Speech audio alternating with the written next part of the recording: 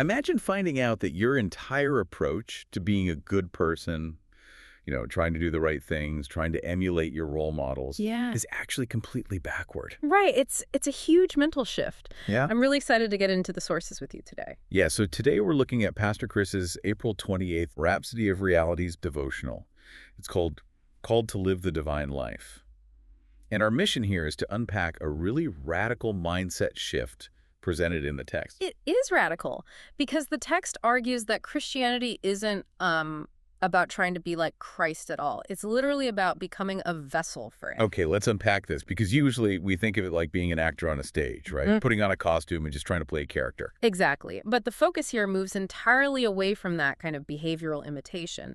What's fascinating here is that the source says his nature and spirit are literally inside the believer. So it's like, well, it's the difference between a translator painfully reading a script and being a native speaker. When you translate, you're constantly calculating your next move. Yeah, you're always second guessing. Right. But as a native speaker, the language is just your default programming. And the theological backing for that shift is in 1 John 4.17. It states, as he is, so are we in this world. Wow. So are we in this world. Yeah, it's a massive rewrite of the human operating system. I mean, religion usually relies on constant behavior modification, right? Just trying to be good enough. Always trying to earn it. Exactly. But this text just tosses that out. It argues you are full of his glory and power because you inherently possess his life. So religion shifts to an entirely new identity. Okay, but here's where it gets really interesting for me. If your internal system is rewritten like that, the output has to change too, right? Because people interact with you every day. They do. And the text uses this vivid phrase from 2 Corinthians 3.3. It describes believers as the epistle of Christ. An epistle, like a letter. Right, a message. Yeah. The devotional interprets this to mean the believer is the word made flesh. It's a message written by the Spirit on the heart. Wait, does that mean the text views a person's mundane, everyday actions as literal, walking scripture for other people to read? If we connect this to the bigger picture, yes. It demands you deliberately act out this divine life. It isn't just a passive state. So the way I handle a stressful meeting, or if someone cuts me off in traffic, that is supposed to be a readable message of divine power. Yeah, because you are supposed to view yourself as complete. The text points to Romans 8.37, calling believers more than conquerors, and Colossians 2.10, saying they're complete in him. So what does this all mean when things go wrong? I push back gently here, because how does this concept reconcile with undeniable human limitations?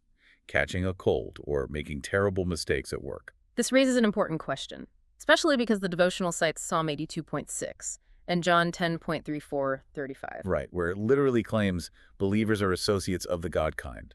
Not human beings, but God beings. Exactly. But the text frames this bold claim as a matter of daily consciousness. It doesn't deny that you experience the physical world or face limitations. It demands a constant deliberate choice in how you perceive yourself within those limitations. Oh, I see. So it's a psychological mechanism. Yes, it's tuning into the Spirit's inspiration of faith and courage rather than yielding to the feeling of human frailty. It's a conscious rejection of the natural standpoint. So you are continually choosing which reality governs your reactions. To wrap this up for you listening, the core challenge of this devotional is to completely discard your limited human identity. Precisely. You are viewing yourself not as an imitator of the divine, but as a direct expression of it. You're no longer the translator, you're the native speaker. Which leaves us with a really fascinating psychological question to ponder today. What's that?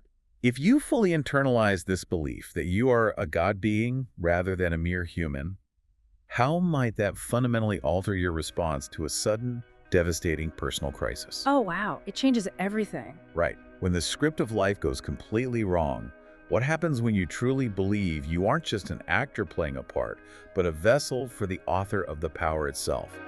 We trust you were blessed by this episode. To gain unlimited access to Rhapsody of Realities by Pastor Chris, please download the Rhapsody app using the link myapp.rhapsodyofrealities.org. God bless you.